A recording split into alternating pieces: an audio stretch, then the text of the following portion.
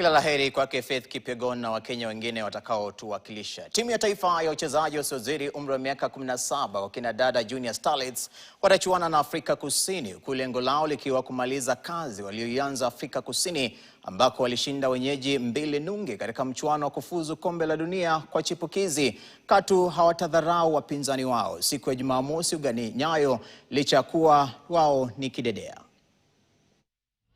Our aim is to go to that game with seriousness, no underration, despite we won away. Na kuna rahisi. So we are going there with a serious fighting spirit, and I'm sure we are going to get there as winners. SA team is a well-coached team. About how they performed away against Tanzania, we are sure they will come with a good spirit, a winning spirit.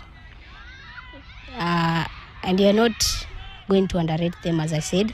Nataka nijaribu nifunge at least bao 2, juu nimekuwa nikifunganga moja, so nikifunga 2 hiyo itakuwa achievement kwangu. Qualify kwenda World Cup, first ita change life yangu kama huko kwenda toka. Huko home si kuzuri, wengi wananitegemea mimi.